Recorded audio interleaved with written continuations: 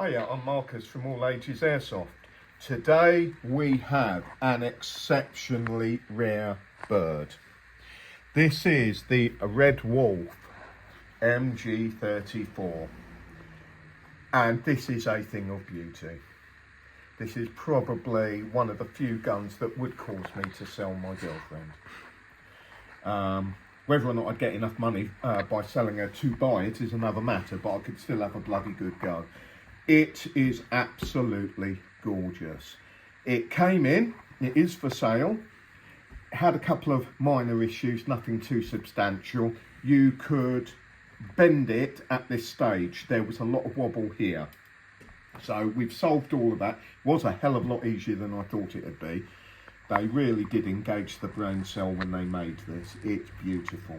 Full metal, parts, certain parts are pressed steel, like the top cover and the drum mag. The stock is real wood and comes off just like the real one. We have a lovely feed tray. On Dean's, this is where the battery sits. It takes a, ideally, a 7.4 PEQ battery. And we have the feed mechanism here on a snail drum mag. So I'm just going to undo the little Allen key, which I can't get the thing in. I'm getting old, that's my excuse, and I'm sticking to it.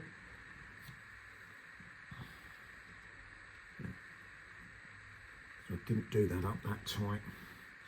But this is the one thing you do not want to do up massively tight. Now, loosen it off, and that pops out. And then your drum mag pops off. You have pressed steel feed tray that is actually secured by an Allen key. This is a very, very early proprietary gearbox, very similar to the Marui M14. It isn't an M14 gearbox, but it's extremely similar. Custom-made hop unit. This little nut here turns. That is actually your hop unit. Your main power for your gun, and this is the signal wire for your drum mag, which is the same style as a normal HPA battery. It isn't a HPA battery. Now, this is not power for the drum mag. This is just the signal wire, because this feeds as you're pulling the trigger. So in here, if I just twist that to there, that will open it up.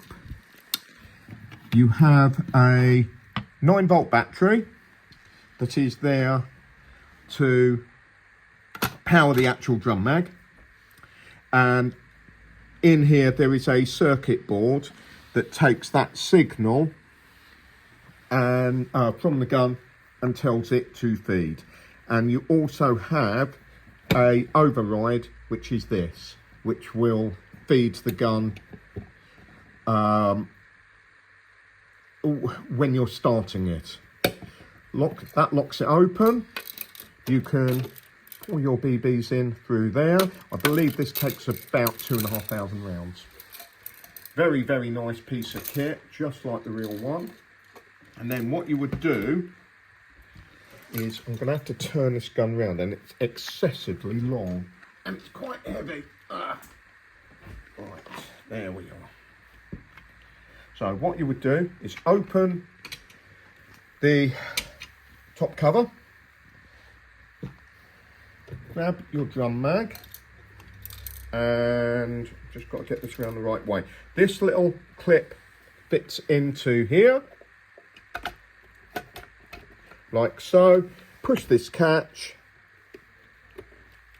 pull that down a bit, and that's it. That locks in. Then you would push your feed tube in there, secure that with the Allen key, make your connection, put the wire through there, and you are good to go. It is beautiful. The bipod secures just like the real thing, like so. You have the booster flash hider, works just like the real thing. Your front sight folds down, again just like the real thing. Right, let me just, there we go. I can now slide that, there we go. This contraption here is for your anti-aircraft sight. On the real gun, in the kit would come a very weird big sight, big round thing made out of pressed steel or wire, and that would be for the anti-aircraft. Your rear sight, which is there, which folds forward. You also have the option of moving the bipod from the front position where most people used it to the rear, and I'm just trying to, yeah, here it is. It would slip round there, so you had that option as well. Fire control is really simple. They had a very odd double trigger. On this gun, that function does not work. It works only on full auto, but on the real thing, I believe pulling it from the top would give you single shot, and if you pulled it from the bottom, you've got almost a Glock style switch built into the trigger that would give you full auto. And here's your safety catch, which again doesn't actually do anything on this gun. It is a absolutely gorgeous gun. Unfortunately, the way the weapon's set up, it doesn't have a quick change barrel assembly.